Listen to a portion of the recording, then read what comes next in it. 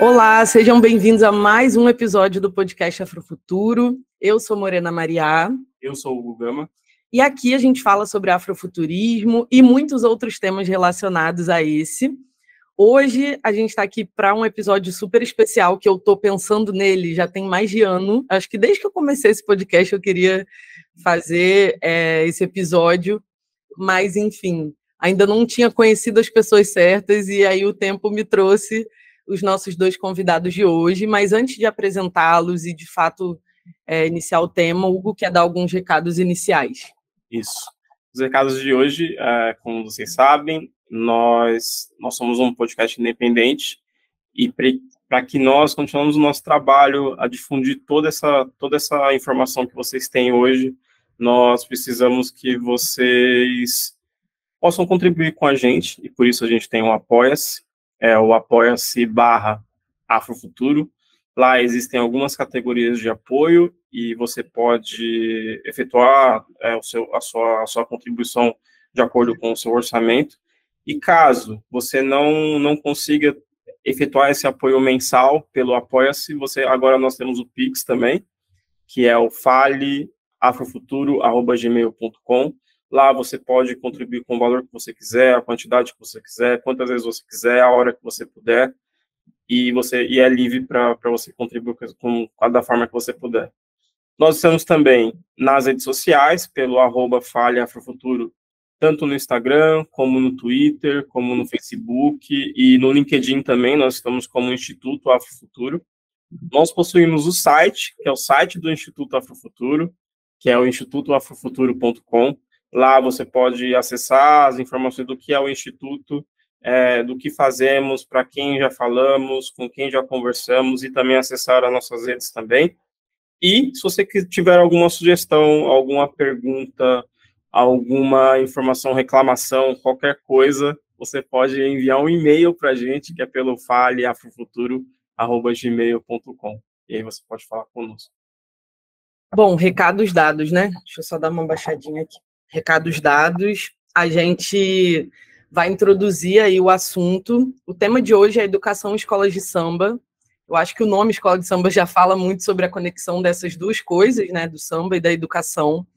E foi um episódio que eu realmente quis muito fazer, mas não me sentia ainda preparada para falar do samba. E eu acho que eu me toquei de que eu nunca vou me sentir.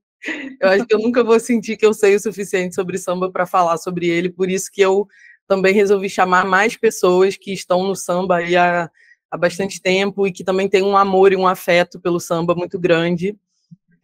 Sejam bem-vindos, Mauro Farias e Vivian Pereira. Se vocês quiserem fazer uma saudação, fiquem à vontade. Muito feliz de estar aqui, batendo esse papo com vocês, conversando, trocando com vocês. O Mauro, uma grande referência para mim, fazendo parte do Departamento Cultural da Portela, né, e eu no Departamento Cultural da Lins. A gente se espelha muito no trabalho. Muito feliz de estar aqui com vocês. Bom, gente, só para apresentar a Vivian é professora, especialista em educação científica e educação das relações étnico-raciais, mestrando em relações étnico-raciais pelo Cefet, é sambista, é diretora cultural da Lins Imperial, como ela falou, é uma mangueirense apaixonada, né? A gente se conheceu lá no curso da Mangueira do Amanhã, e pesquisa processos de educação em escolas de samba mirim. Então, muito obrigada, Vivian, bem-vinda. Mauro, fica à vontade para fazer sua saudação aí. Salve, gente.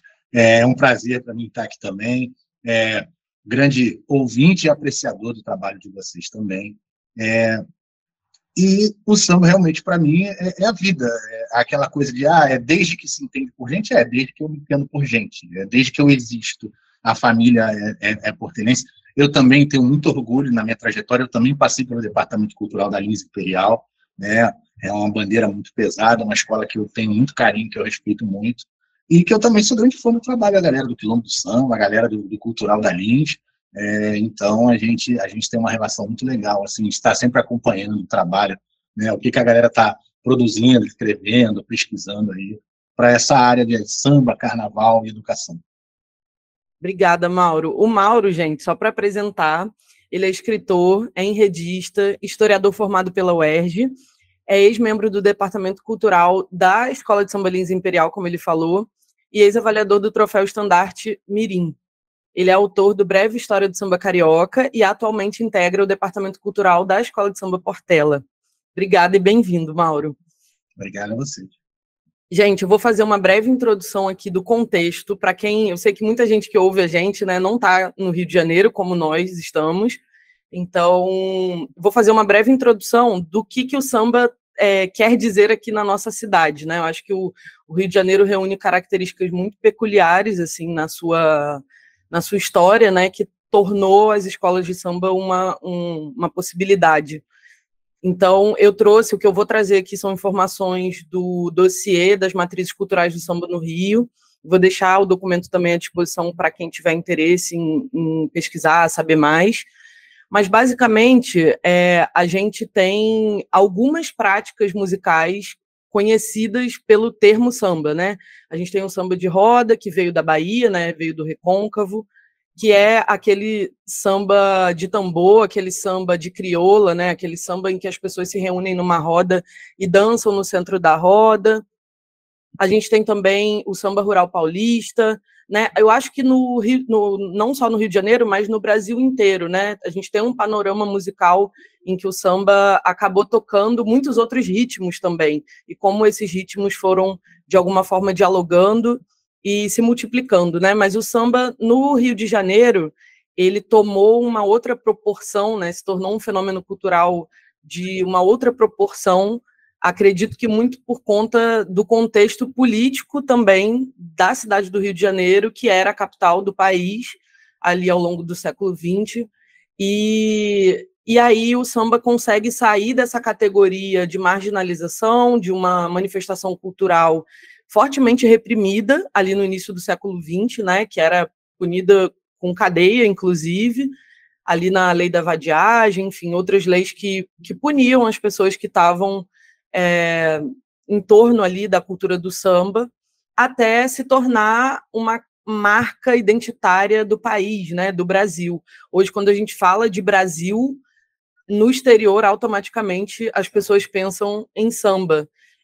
Mas essa trajetória não foi uma trajetória de um conto de fadas, né? O samba atravessou muitos obstáculos, muitas dificuldades, foi um gênero muito perseguido, mas aqui no Rio de Janeiro, ali por volta da década de 30, 40, a gente viu esse cenário aos poucos ir se transformando, e esse diálogo do samba com a institucionalidade marca a história do samba no Rio de Janeiro, né? Então, o samba hoje é reconhecido como a principal música popular do nosso país e ocorre em muitos estados, em muitas cidades do país, não só aqui no Rio de Janeiro, em São Paulo, tem escola de samba no Brasil inteiro, né? E a gente vê que é uma manifestação que realmente representa muito a nossa identidade, né? Especialmente do povo preto, né? Das pessoas que fazem parte das camadas trabalhadoras desse país, de pessoas que resistem bravamente aí a esse cotidiano tão duro, né? A escola de samba acaba sendo esse espaço de socialização que dá margem para a gente ser feliz e reinventar as nossas vidas. Bom, eu já queria partir aí para a primeira pergunta, que é para a Vivian. Eu li um artigo da Vivian lá no site do Quilombo do Samba falando sobre matriarcado. Eu acho que eu fiz um curso, né, da Vivian no Quilombo do Samba, e inclusive recomendo muito. Qualquer coisa que elas abrirem, gente, vai. É só isso que eu tenho para dizer. Mas esse artigo e esse aspecto, né, da presença das mulheres, né, e do que o matriarcado quer dizer dentro da tradição do samba me interessa muito. E aí eu vou ler para vocês um trechinho desse artigo da Vivian para poder engatilhar aí a nossa pergunta. De acordo com Diop, na África pré-colonial, o matriarcado africano era um sistema social de colaboração e de desenvolvimento harmonioso entre os dois sexos, apresentando uma certa preponderância da mulher na sociedade. Não é uma relação de disputa, não é uma imposição, mas sim um dualismo harmonioso. Eu gostei muito dessa definição que Vivian trouxe, e eu queria, Vivian, se você puder falar um pouco mais de como você entende o papel das mulheres nesse lugar de transmissão do conhecimento dentro das escolas de samba. Qual é o papel, tanto histórico, né, que as mulheres tiveram dentro das escolas de samba, mas também já olhando para esse lugar da contemporaneidade, assim, como que as mulheres estão hoje também na estrutura das escolas de samba, na transmissão de saberes, né? Então, mais uma vez, boa tarde a todos. Então, o matriarcado é essa estrutura que a gente herda de sociedades africanas pré-coloniais, né? Que em diáspora isso não se dissolveu, mas isso foi se modificando. Então, se, por exemplo, nas sociedades urbanas pré-coloniais, essas mulheres que comandavam ali a agricultura e a economia local, né, gerindo suas casas, por exemplo, quando isso é transferido para cá, para o Brasil, por conta dessa diáspora forçada, essas mulheres, por exemplo, lideram quilombos, lideram insurreições, como, por exemplo, o Levante Malê. Né? Isso muito porque os homens negros, e aí carregam até hoje essa marca de serem violentos, de serem impedidos de andar na rua, né? Então elas tinham acesso à rua e elas facilitavam essa comunicação entre diversos grupos de negros que estavam pela cidade. E aí, quando surgem os primeiros terreiros, né, e surgem as batucadas, as festas, essas mulheres estavam lá sendo abrigo. Um grande exemplo é a Tia Seata, né? No fundo do seu terreiro, ela guardava, protegia os primeiros sambistas. E quando esses blocos, os primeiros cordões, e mais tarde o que a gente chamou de escola de samba, né? Na época não era escola de samba. Mas sim, quando começaram a surgir esses grupos de samba que disputavam ali na cidade, eles passavam na frente da casa dessas tias para pedir bênção, para pedir proteção, para pedir autorização para a saída do carnaval. Né? Então, essas mulheres foram essenciais para o surgimento das escolas de samba. Né? E dentro da estrutura da escola de samba, a gente sempre fala, né? Não tem mulher presidente. Hoje a gente tem uma mulher que é presidente de escola de samba aqui no Rio de Janeiro, que é a Guanaíra Firmino da Mangueira. Mas em toda a estrutura ali da escola de samba, a mulher faz muito presente. Então a gente tem, por exemplo, a figura das tias baianas. As tias baianas sempre foram fundamentais para a manutenção da questão espiritual das escolas de samba. A alimentação, né, que é uma questão importante. Você imagina, lá atrás, né, pessoas negras sempre tiveram à margem da sociedade. Então, a questão das tias ali era importante para garantir uma alimentação para aquelas pessoas.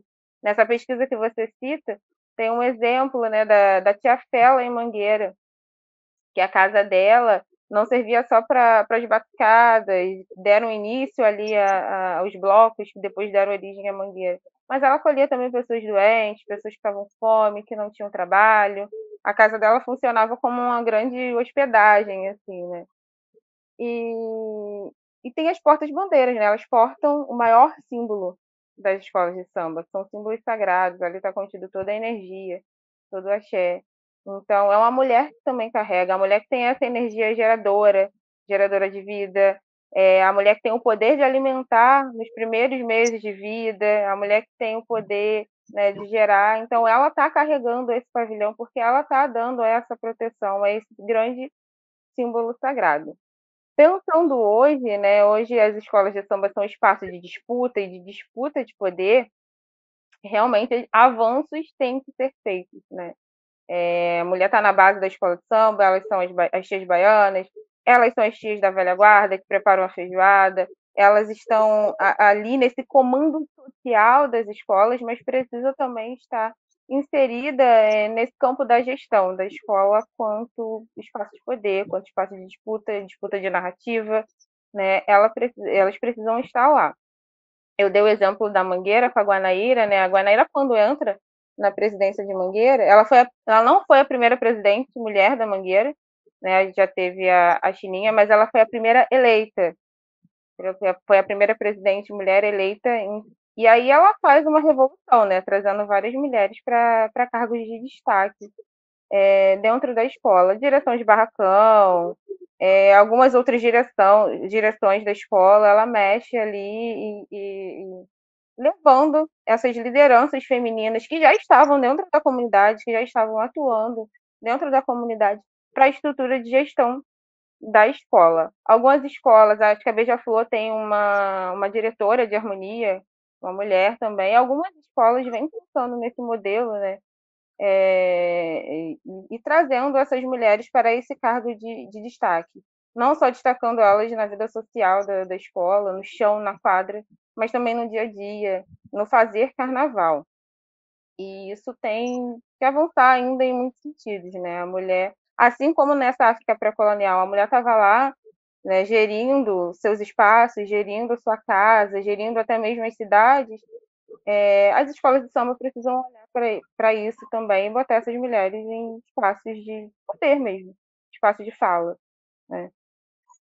Acho que fica muito, quando a gente pensa em escola de samba, não sambista, mas principalmente quem é de fora, a mulher ganha muito essa cara da passista, né, que vai sambar, que é outro cargo também de nobreza, né? Se a gente for fazer um estudo mais profundo ali dos passistas, também é um cargo de nobreza. É um cargo onde o samba se manifesta no corpo, é a energia musical que está se manifestando no corpo fisicamente. E a música, para as sociedades africanas, para as tradições africanas, a música é comunicação com a Aie, a comunicação com os ancestrais, a música cura, a música é festa, é celebração. Então, é essa musicalidade que está saindo para o corpo.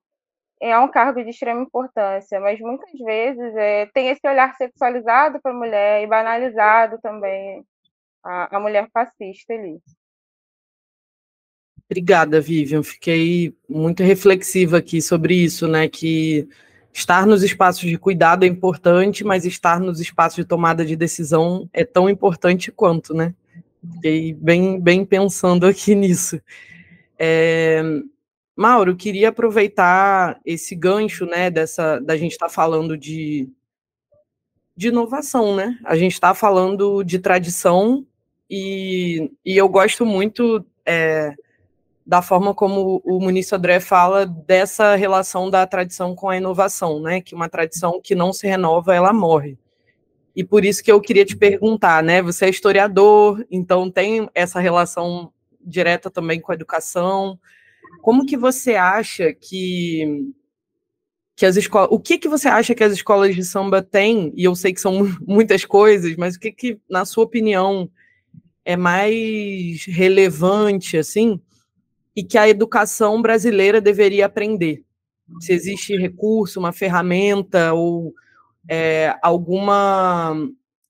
um modo de fazer algo que você acha que a educação brasileira precisa assimilar, precisa aprender, e que seria revolucionário, né, para a educação aprender com a escola de samba.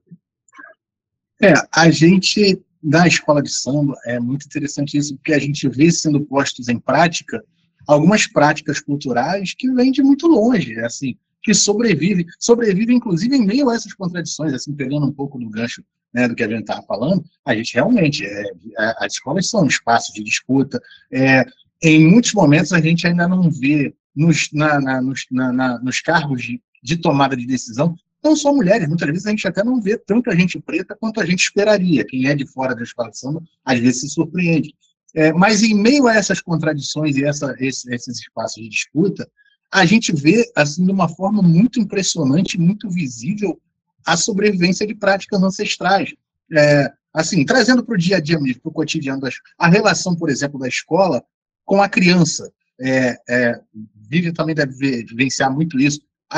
A maneira como as crianças se apropriam daquele espaço e se integram àquele espaço, e a maneira como a comunidade se relaciona com as crianças daquele espaço, né? Hoje que a gente está nessas modas aí, complicadíssimas de child free, então, ali é um espaço em que a criança é parte integrante.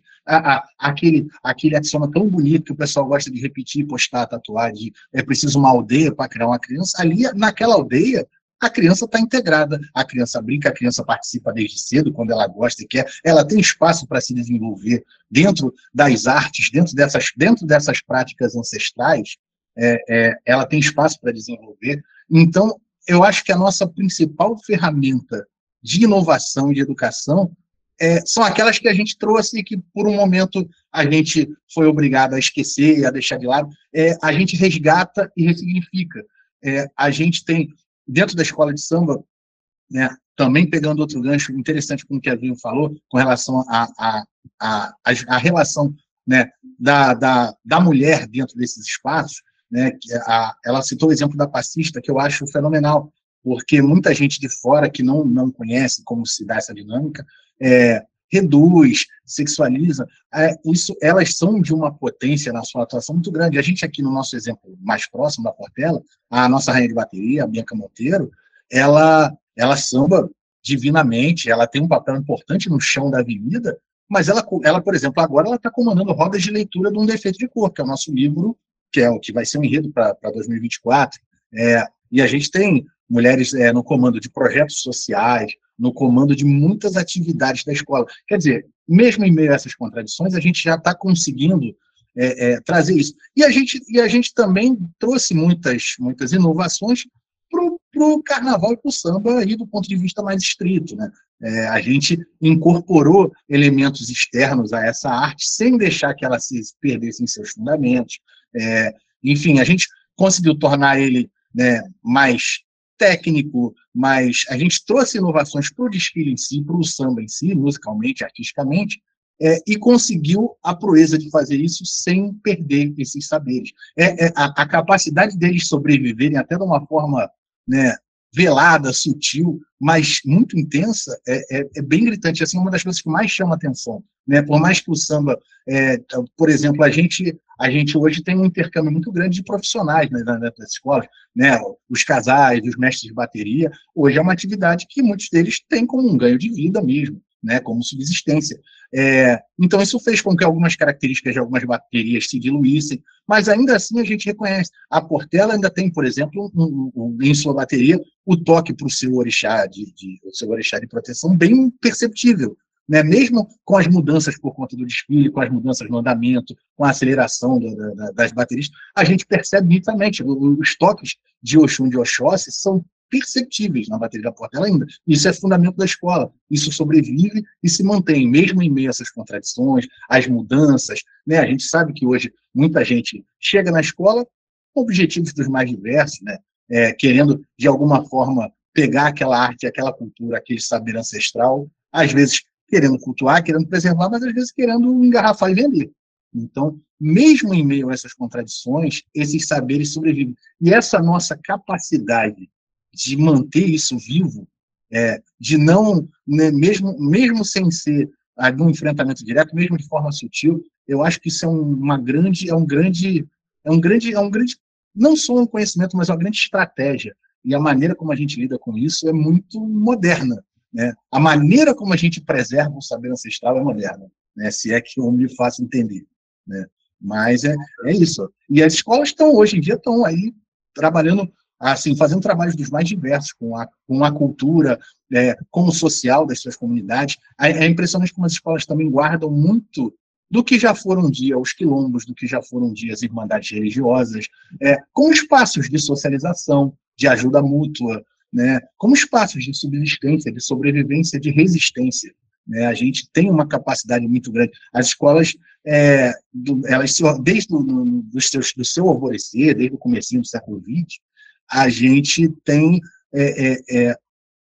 as escolas organizavam-se para poder ter a sua manifestação cultural reconhecida e para a sobrevivência dos seus integrantes. A gente tem, no caso da Portela, a gente tem uma liderança muito relevante para o mundo do samba em geral, que é Paulo da Portela, Paulo Benjamin de Oliveira, que foi um batalhador no sentido de ver essa manifestação reconhecida, valorizada e legitimada, junto à sociedade, junto ao poder público, e junto aos próprios sambistas, porque ele também teve que fazer aquele trabalho da autoestima. Ele sempre insistia para que os sambistas apresentassem-se altivos, sabe? Sempre que ele tem uma expressão maravilhosa, que ela até entrou no samba de 23, que foi sobre o centenário da Portela, né? Pés e pescoços ocupados, frisando que os sambistas deviam apresentar-se de gravata, com bons sapatos.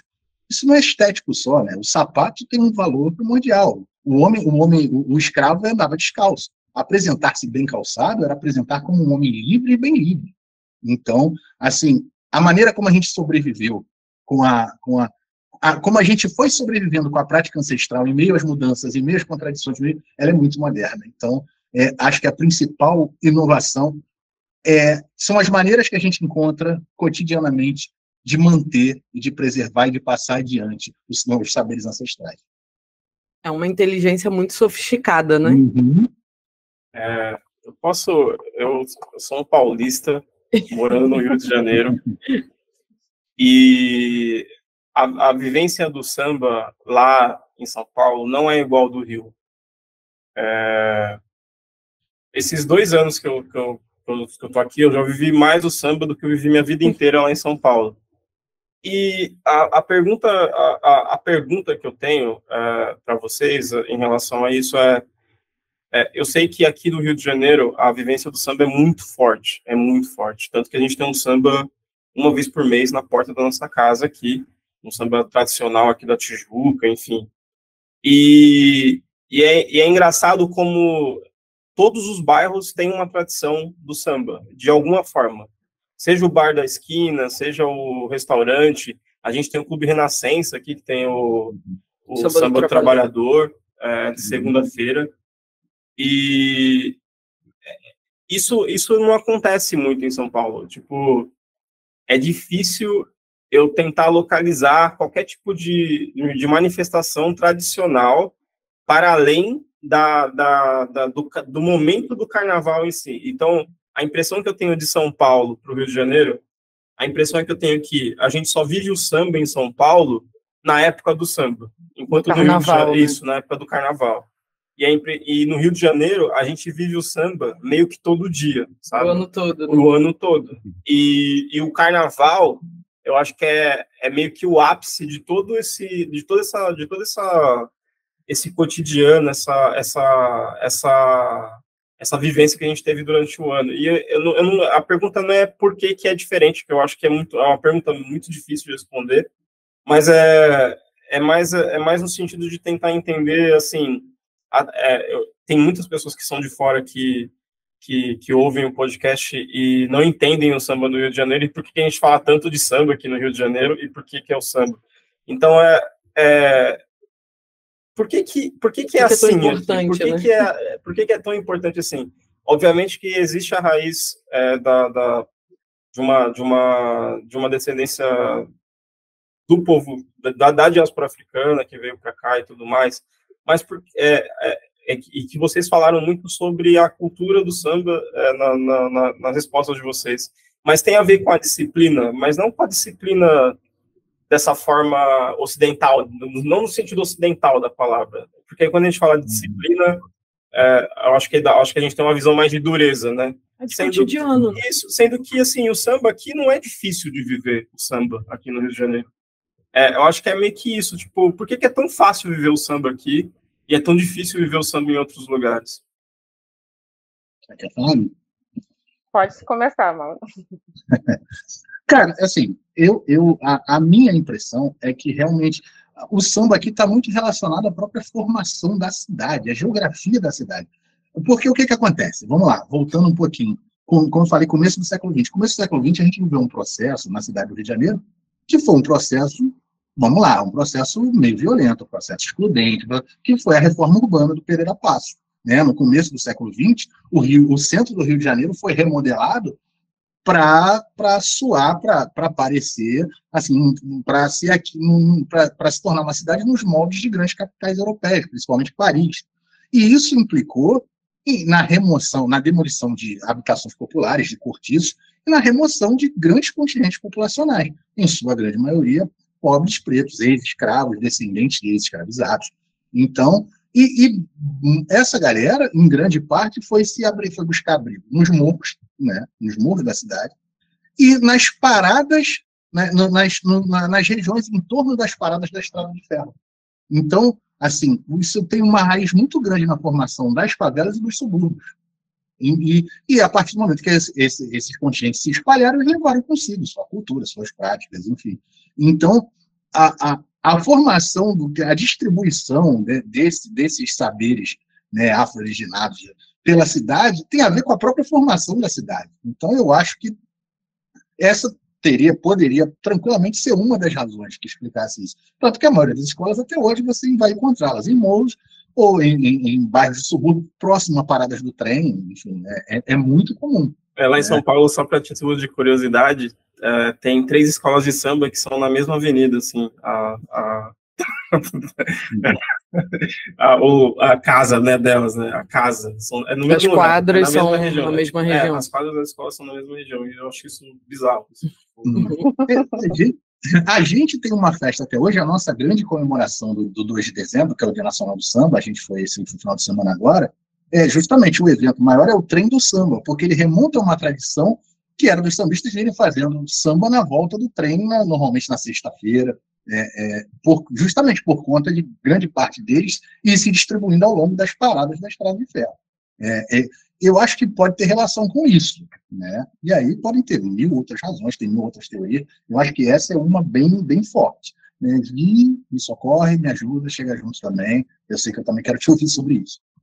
Não, é isso mesmo que eu ia falar. E tem a questão de territorialidade, né? As escolas, quando surgem os primeiros grupos de sambistas nesses bairros, no subúrbio do Rio, nas comunidades, nos morros, é uma forma de afirmação de território, de identidade, né? Estamos aqui, estamos demarcando o nosso espaço, estamos marcando o nosso espaço de fala também, porque aí quando surgem cordões, blocos e escolas de samba, é um espaço de fala, é um espaço de manifestação, de poder falar, de poder manifestar. Então acho que tem muito essa questão territorial envolvida, né? De aqui é o meu território e vocês não, neste momento, nesta cidade, você não pode me falar que aqui é o meu espaço, né? Cria-se isso também. Eu queria aproveitar que você falou disso, Vivian, para falar de uma coisa que eu acho que é uma das coisas que mais me encanta na escola de samba. E eu terminei meu TCC agora, né? E eu falei um pouquinho de escola de samba graças a Deus, um pouquinho de escola de samba. E eu acho que uma das coisas que mais me encanta na escola de samba é um processo de reversão das lógicas, né? Então, se você foi expulso de um território, né? Se você foi removido ali daquele território, porque aquele território tem que ser reapropriado ou higienizado, então você vai para outro lugar, você funda, né, esse novo lugar a partir da música, a partir da dança, a partir da sua cultura, você reafirma que aquele lugar é seu, né, você coloca uma bandeira, literalmente, naquele território, e ali eu me lembro, eu não lembro onde eu li isso, mas eu achei muito bonito. Eu li em algum lugar, talvez vocês saibam me dizer, mas falando sobre essa relação dos papéis, né, das pessoas. Falava do candomblé e falava também do samba. Quem estiver ouvindo também pode mandar para a gente se souber essa referência, porque eu lembro do que dizia, mas eu não estou lembrando onde foi que eu li ou ouvi isso. Falando que nas escolas de samba e nos terreiros, uma pessoa que na vida social ela era tratada como alguém pouco importante, né? Uma mulher que era uma empregada doméstica, um homem que era um estivador ou que era um engraxate. Dentro da escola de samba, essa lógica se reverte, né? Dentro do terreiro, essa lógica se reverte. Essa pessoa se torna uma suma autoridade, ela se torna alguém altamente respeitável, e tem o seu cargo, né? Tem o seu lugar ali, num lugar de alta importância, de realeza mesmo, de sumo sacerdote do samba, né? Digamos assim. Então, não sei o que vocês acham, né? Dessa coisa, desse papel que o samba cumpre também de transformação de imaginário. E é por isso que eu trouxe isso no meu trabalho, porque eu acho que um dos grandes desafios que a gente tem para falar de futuro é partir de imaginários muito pejorativos. E o samba, ele faz isso de uma forma brilhante, sofisticada, gigantesca, né? Porque, enfim, é o maior espetáculo a céu aberto da Terra. Eu acho isso de uma genialidade assim absurda, e essa reversão de lógica, o quanto que ela é poderosa. Então, se você se vê ou é visto fora do espaço do samba como alguém não tão importante por conta da função do trabalho que você exerce, ali dentro você recebe essa possibilidade de reinventar quem você é. O que vocês acham desse papel do samba inclusive na educação, né? O quanto que os enredos também recontam as histórias e contam histórias por outras perspectivas. Qual é a relação para vocês que o samba tem com essa transformação do imaginário sobre o que é ser negro no Brasil, assim? Então, quando a gente estava no curso, né, estava com o Morena lá no curso da Mangueira da Manhã, de Educação Antirracista, o Léo Prazeres, que é um pesquisador de samba, ele pesquisa samba no pé. Inclusive, ele tem uma pesquisa muito legal sobre passistas da Portela.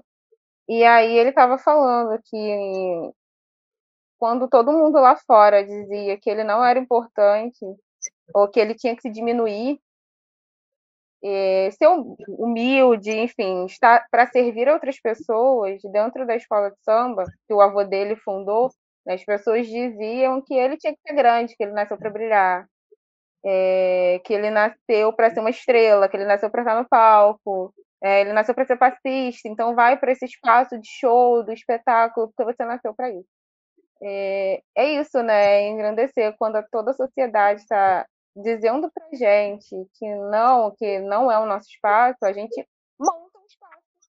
Eu digo a gente, né? A população preta, o povo preto, a gente monta um espaço onde a gente mesmo é o protagonista da nossa própria história. E aí você fala, né, sobre essa questão do contar as histórias que a escola não conta pra gente. Eu falo que as escolas de samba estão há pelo menos 100 anos fazendo cumprir a lei 10.639 antes mesmo dessa lei existir. É verdade.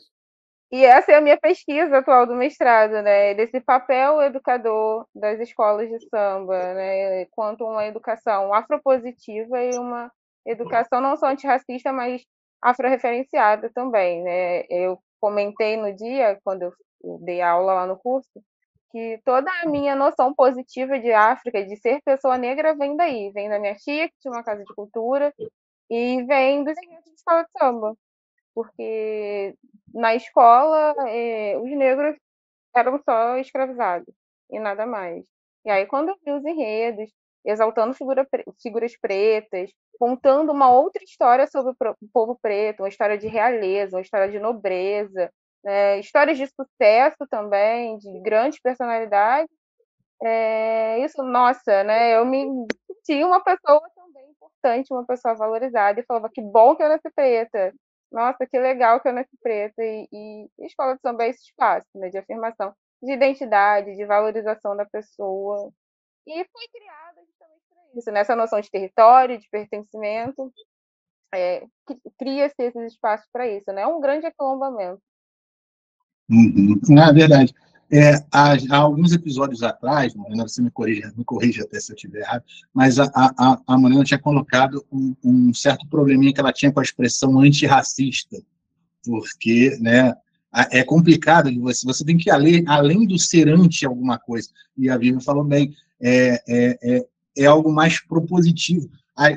Para muita gente, assim, se você conversar com pessoas com alguma caminhada dentro de escola de samba, vai ser muito comum esse relato de a primeira vivência, o primeiro contato que você tem com África, mesmo no continente, ou com personalidades, né, com africanos, que tenham africanos na diáspora, muitas vezes, o primeiro contato foi numa escola de samba, foi através de um enredo, figuras... na escola de samba, para muita gente, é o primeiro lugar em que a gente toma contato com figuras pretas heróicas, sábias, com um continente africano diverso, que isso parece uma questão menor, mas não é, porque muita gente, enfim, acha que África é uma coisa só, mas é o primeiro contato que você tem com um continente diverso, com várias civilizações prósperas, com culturas, religiões diferentes, e que você vê gente preta vencedora, triunfante, que reina, que governa com sabedoria, que vive com prosperidade, com dignidade, que é competente no seu ofício. Para muita gente, o primeiro contato com essa realidade é um desfile de escola de samba. Assim, é fantástico. Isso se cumpre até hoje, né? É um espaço, talvez um dos espaços mais privilegiados, por exemplo, para falar das religiões de matriz africana, a escola de samba.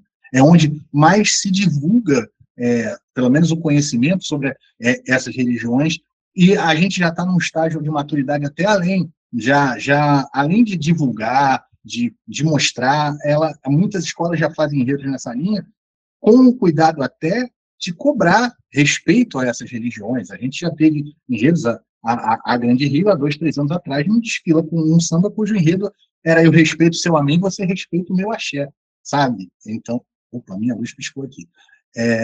Então, assim, a gente já está já está até num passo além, de não só mostrar para o mundo, mas de se posicionar, de cobrar respeito, de valorizar os saberes oriundos dessas práticas. É bem legal, assim. Para muita gente, a referência de gente preta vencendo é a escola de samba. Nossa, eu acho que eu poderia recortar essa frase e veicular na TV, assim. Pode falar, Vivian, pode falar. Tem um trecho do samba desse ano da Portela, né, que fala: vencemos mesmo marginalizados, né? Vencemos porque vencemos. Vencemos porque a gente conseguiu. Portela está aí há 100 anos, né? Conseguiu se firmar quanto a esse espaço feito por gente preta para valorizar a sua gente, para valorizar a sua comunidade. Não, o samba de 24, né, a gente já, né, esse calendário, nosso calendário é aquele calendário pré-romano, né, nosso calendário é de um carnaval ao outro, a gente, né, não é de 1º de janeiro a 31 de dezembro, é de um carnaval até outro carnaval. Para 24, a gente, né, o defeito de cor, a gente tem uma frase já no refrão, tem um verso do refrão, né, que o refrão, a abordagem do samba é do Luiz Gama para Luísa Maim. E quando ele fala, teu filho venceu, mulher, sabe? Me toca, inclusive, profundamente, até no ponto de vista pessoal mesmo, né? Minha relação com a minha finada mãe, eu não consigo ouvir sem me emocionar. E é bem categórico. Teu nome vive, teu povo é livre, teu filho venceu, mulher. Eu acho que, para quem não está por dentro, e tem que estar por dentro, gente, do enredo da Portela de 24, que vai ser o livro da Ana Maria Gonçalves, Um Defeito de Cor. E, basicamente, o que Mauro narrou aqui é que Um Defeito de Cor é uma carta de Luísa Maim, que é a mãe de Luiz Gama, para ele. Ela faz um relato da sua vida para ele, porque eles, em dado momento da sua vida, eles se desencontram. E ela, já bem idosa, faz esse relato, e o livro é um relato. E o enredo da Portela é essa resposta, né, do Luiz Gama para a mãe, dizendo de tudo que aconteceu depois das lutas que a mãe dele lutou, né, de tudo aquilo que ela viveu e do que ele pôde desfrutar depois que ele venceu, né? Esse enredo é um enredo realmente que mexeu bastante comigo. Eu fiz o curso do Mauro também. Ele deu um curso sobre Um Defeito de Cor, falando do enredo, falando, enfim, de como vai ser também um pouco o carnaval, mas falando dessa obra, né, que é uma obra canônica, que quem nunca leu é um livro grande, né, separe aí espaço no seu tempo, mas também no seu emocional, porque eu tentei ler 3 vezes e eu não conseguia. E aí, depois que eu passei ali do início, eu consegui engrenar, mas é um livro duro, né, que fala da realidade do povo preto no Brasil. Então, quem não conhece, não leu, leia, porque é uma leitura fundamental para entender o Brasil, né, para entender tudo isso que a gente está trazendo aqui nesse episódio, para entender muito do que é a trajetória de uma pessoa negra, desde que chegamos aqui sequestrados até os dias atuais. Eu acho que é importantíssimo dizer que a escola de samba está fazendo, né, a Portela está fazendo essa narrativa a partir de uma perspectiva pessoal e que toca o coração da gente, né? A gente sente que a gente é o próprio Luiz Gama, né? Respondendo. Você falando do livro, realmente, a minha maior dificuldade, eu acho que a maior dificuldade, principalmente da gente, e aí vocês sabem muito o que eu quero dizer com a gente, realmente é um gatilho. É um livro pesado. A gente está falando de um dos maiores crimes da história da humanidade, né? E ela tem relatos muito duros, muito pesados. Então, tem vezes que você tem que dar uma parada e dar uma respirada. E sobre o tamanho do livro, eu acho muito interessante, porque a Ana Maria Gonçalves falou isso, ela esteve na nossa feira literária, na Portela, e ela fala isso constantemente nas entrevistas, que o tamanho é proposital. Ela fala que o Brasil não tem o hábito de, por tanto tempo, e aí tempo, no caso, o tamanho do livro, tempo de leitura, não tem o hábito de, por tanto tempo, escutar uma mulher preta falar. Então, é meio que o Brasil vai escutar essa mulher preta falar por 947 páginas. É sobre isso. E eu acho que como funciona, né, o samba enredo, né? No próximo ano, o samba enredo da Portela, por exemplo, vai ser uma carta-resposta à mãe dele. Uma carta-resposta ele ama a sua mãe. Mas é interessante como o samba enredo, em geral, ele consegue, em um samba enredo, né, que existe uma estrutura, existe uma estrutura de lírica, de prosa, dos versos, né? Consegue resumir milhões, milhares de histórias e fazer aquilo entrar na nossa cabeça, né? Então, tem muitos sambas enredos. Cara, aqui no Rio é muito diferente mesmo, de verdade. Eu lembro de ter ido num lugar que um samba que era um samba só de samba enredo. O pessoal só tocava samba enredo de várias escolas. Então, tipo, e todo mundo sabia os sambas enredos das escolas. Não era tipo, a gente vai tocar, sei lá, vamos tocar Candeia, Não, era só de samba enredo. E é impressionante como as pessoas ainda recordam os sambas enredos de, sei lá, 1990, 1970, 80 e até hoje, né? Então, tem história, tem uma mensagem ali, as mensagens ficam. E eu acho isso inacreditável de como funciona. Eficaz, isso, né? De como isso é eficaz.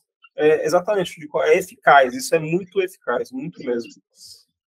Gente, eu queria ir encaminhando assim para o final, né? Porque a gente já está avançado no tempo, mas eu queria fazer essa última pergunta para vocês dois, e aí, enfim, vocês vejam aí, faz aí um 0 e 1 para ver quem começa. Mas trazer aqui, eu acho que tem muito a ver com essa última fala do Hugo e que vocês trouxeram na fala de vocês também, uma frase do professor Muniz Sodré que diz que a tradição é uma forma de comunicação no tempo. E do quanto... outro dia a gente estava, enfim, vendo coisa de escola de samba e tal, e aí tinha um enredo de Salgueiro, explode coração, né? E aí o Hugo, isso é um samba enredo? Ele ficou meio em choque, assim, né? Tipo, isso parece que desceu de algum lugar, ou que, sei lá, Deus entregou numa pedra, não parece que foi alguém, né? Várias pessoas, que aquilo não existia em algum momento, parece que aquilo sempre fez parte do mundo, né? O samba, ele tem esse potencial, né? Essa capacidade. De coração, se você canta em qualquer lugar, qualquer pessoa sabe. E aí eu queria saber de vocês, pensando nessa perspectiva de que a tradição das escolas de samba é uma forma da gente se relacionar também com o tempo, o que vocês imaginam para o futuro das escolas de samba? Vocês que estão dentro, né, de escolas de samba e que fazem um trabalho voltado para elas, ou o que vocês imaginam que vai ser, ou o que vocês sonham que deveria ser? Eu acho que essa é a pergunta assim, final que eu queria ouvir de vocês. Mauro? Não. Pode ir. Esses dias na bolha, né, que a gente chama de bolha ali do samba no Twitter, alguém colocou assim, o samba morreu. E aí eu venho com... o samba, o nosso sargento, enfim, falava sempre. O samba não morreu e nem morrerá. Né? Porque a gente tem isso, essa tecnologia ancestral, que é só nossa, de se reinventar. A gente se reinventa a todo momento. Desde que o primeiro navio negreiro aportou nessa cidade, que a gente está se reinventando e está vendo possibilidades de sobrevivência em meio ao caos. E a escola de samba representa muito disso. É uma possibilidade de sobrevivência em meio ao caos. É uma possibilidade de existir, resistir em meio a esse caos. A gente tem uma coisa muito poderosa que é a oralidade. Eu estava conversando com alguma pessoa, não lembro em que contexto era, mas aí estava se perguntando para ela como é que se consegue botar quase 5.000 pessoas na avenida, né? É uma de loucura, forma tão né? organizada, é uma loucura. E aí ela falou, se a gente revelasse os nossos segredos, a gente não estaria aqui. Na época, a Portela ainda não tinha 100 anos, né? Mas há quase 100 anos. Então é isso, é a oralidade, é nosso. A gente revela o que a gente quer, quando a gente quer e como a gente quer. Né? A oralidade tem esse poder de a gente escolhe como, quando e como a gente vai revelar os nossos segredos. Para quem? E para quem a gente vai revelar essas fórmulas. Eu tive o prazer de estar em alguns barracões de escola de samba na temporada passada, acompanhar alguns trabalhos. E se você não vive, você não entende como um escultor tira do papel, do croquis que o carnavalesco entrega, aquele desenho da escultura, e transforma numa escultura de isopor que vai ser empastelada, que vai receber fibra de vidro, que vai para o carro alegórico, que vai ser pintada. Só que está ali vivendo, porque esses saberes são transmitidos pela oralidade. Então, é isso, né? A gente vai continuar existindo por conta disso. Negociações vão ser feitas, estão sendo feitas, mas os nossos valores primordiais ainda estão guardados, ainda estão com a gente, porque a gente sabe como fazer isso através da oralidade, né? A gente vai negociando e vai mudando o que precisa ser mudado, vai incorporando outras coisas que são boas, que são relevantes para o crescimento da escola de samba, mas que a nossa está bem guardada, está bem firme, e essa árvore está de pé e vai ficar de pé aí por mais de 100 anos, com certeza. Uhum. Nossa, é impressionante como o pessoal tem uma galera especializada em assinar nosso atestado de óbito. Sei lá, acho que toda década alguém está dando a gente como morto. Então, isso aí a gente tira de letra. Infelizmente, a gente desenvolveu essa expertise em resistir porque a gente, né, já foi muito atacado, então a gente está craque em resistir e sobreviver. A escola de samba, inclusive, ela é sobrevivência física. Ela é um aspecto que a gente não mencionou, que a Vivian lembrou aqui bem, ela é também uma indústria, ela é uma fonte de trabalho e renda para muita gente, né? Assim, muitos artistas, muitos trabalhadores de barracão, de quadra, e de entorno de quadra, que em torno da quadra gira toda uma economia de bares, de trailers, enfim. A escola de samba é potência em muitos sentidos, e ainda tem esse que talvez não seja o grande foco da gente aqui, mas também não pode ser deixado de lado. Ela é potência econômica, inclusive. É um ecossistema, né? É um ecossistema bem completo, né? Bem complexo. Né? Sim. Então, mais um motivo, dentre muitos que a Vivi mencionou, para que não morra, não acabe. Né? A Portela vai desfilar com um enredo sobre a história dela no seu bicentenário. Não vai acabar. Mas é óbvio, vai ter que se reinventar, vai negociar, vai ceder. Se a gente observar a história dos enredos, a própria história dos enredos nos mostra isso, que houve um momento de conciliar, né? Nos primórdios, quando as escolas precisavam de reconhecimento, legitimação e validação, eram os enredos mais tradicionais possíveis, das figuras mais clássicas da nossa historiografia. Enredos sobre grandes monarcas, sobre militares, enredos sobre o Almirante Tamandaré, sobre o Dom Pedro. Quando a conjuntura foi mais favorável e o público das escolas queria se reconhecer nos desfiles, a gente começou a ver mais enredos sobre zumbi, sobre lideranças ameríndias, enfim.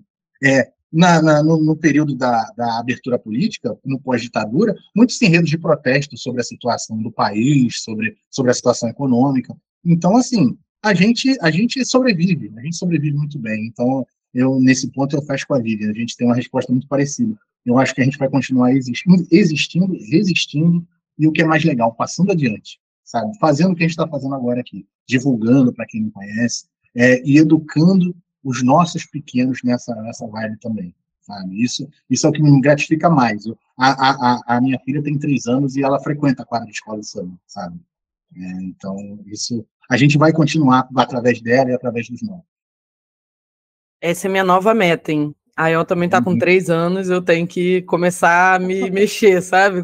Ela morava em São Paulo, né? Ela nasceu em São Paulo e a gente voltou, eu voltei para o Rio, ela estava com 1 ano e agora já está na hora já. Eu estava até falando com o Vivian, eu falei com Bárbara, na verdade, né? Lá na Mangueira da Manhã, eu falei, como é que eu faço? Preciso levar ela e tal, porque de fato, assim, fez toda a diferença na minha vida. Eu acho que se eu não tivesse convivido, né, vivido a escola de samba na minha primeira infância, eu seria outra pessoa. Sim. Eu acho que esse contato, ele realmente estrutura a pessoa, quem ela é, como ela se vê, como ela sente que pode se desenvolver no mundo mesmo. Então, tô contigo 100%. Inclusive, bora marcar. Sem ser o bora marcar de carioca. Esse é um ponto cultural nosso que a gente precisa trabalhar. Gente, queria agradecer vocês por essa tarde muito gostosa, porque é muito bom, a gente poderia ficar aqui horas e horas, eu ia amar ouvir vocês mais horas a fio. Agradecer vocês pela participação e convidar vocês a deixar uma palavrinha final e deixar também as redes sociais de vocês para o pessoal saber como encontra vocês por aí nas internets, né? E aí depois eu vou deixar como dica aqui o livro do Mauro e também o site do Quilombo do Samba, que vai ficar na descrição do episódio. Mauro, se quiser falar do teu livro também, fica à vontade. Vivian também, fiquem à vontade. Gente, só agradeço pelo espaço, por essa conversa tão boa, essa troca maravilhosa. Gostaria de falar que lá no Quilombo do Samba a gente está desenvolvendo desde a última temporada carnavalesca um material sobre os enredos que se chama O Enredo do Meu Samba. E a gente, depois de uma investigação com carnavalescos, pesquisadores, direção de carnaval, a gente explica os enredos das escolas. E é um material que, inclusive, a Gerer indicou aí como um material de apoio a professores, né, para o ensino de história e cultura africana e afro-brasileira. Então, toda semana a gente lança um texto sobre algum enredo da série Ouro ou do grupo especial do Rio de Janeiro. Então, está lá, está aberto, a gente deixa o linkzinho para a pessoa baixar também. E é isso, né? Vamos seguir juntos, carnavalizando a vida, levando essa pedagogia carnavalesca da escola de samba para todos os lugares. Como é que o pessoal te encontra lá, Vivian, nas redes sociais? Se você quiser ser encontrada, porque às vezes a gente claro, não quer. Com certeza. Meu arroba é Vivi_Pereira S. Beleza. Vou botar também aí na descrição. Mauro, quer dar suas despedidas? E também quero dar uma sugestão, porque em cima do trabalho da Vivian, já tem muitos coletivos legais, muitos acadêmicos, muita gente dedicada a pegar esse conhecimento, esse saber e já fazer essa via de mão dupla com a universidade, com a academia. A galera do Quilombo do Samba faz isso muito bem. Tem a galera do Pensamento Social do Samba que faz isso muito bem, Mauro Cordeiro. Pessoal, tem uma galera nova muito boa estudando, né, estudando carnaval estudando samba e carnaval a partir de dentro da escola de samba. O movimento para a universidade é a partir da escola de samba. Bem legal, se tiverem oportunidade, conheçam. O meu Insta, né, é o @Mauro Portela Cultural, e o meu Twitter, @CulturaMauro. Né, lá eu deixo links para o livro está à venda pela Amazon.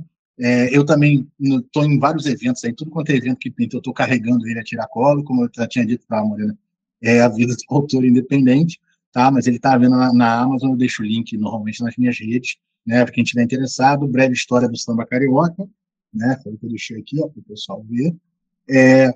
E dentro ele se insere exatamente nisso que que encerrou o nosso papo, que é um pouco sobre a história do samba no Rio de Janeiro, mas numa linguagem simples, numa abordagem mais sucinta, mais panorâmica, para realmente quem não tem nenhum contato com o meio, assim, conhecer um pouco mais. O pessoal mais jovem, ele pode ser usado realmente como uma ferramenta educativa, enfim, a ideia é essa mesmo.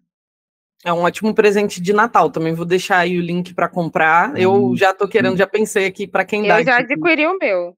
Já estou pensando para dar para o meu pai de presente de Natal, porque meu pai agora está nessa vibe leitor, então eu já estou pensando aqui em pegar para dar para ele de presente, mas a gente vai deixar aí o link na descrição do episódio. E, gente, é isso, né? Esse episódio foi riquíssimo, fico muito feliz de ter tido essa oportunidade de conversar com vocês. Muito obrigada do fundo do coração. Espero que vocês tenham gostado. A gente chegou ao fim de mais um episódio aqui do Afrofuturo. Bom, vocês sabem como achar a gente lá nas redes, @FaleAfrofuturo. Eu sou @Morena Maria, é Maria com H no final. Eu sou @Ogugama, é o ao contrário. E a gente se vê num futuro próximo. Tchau, obrigada.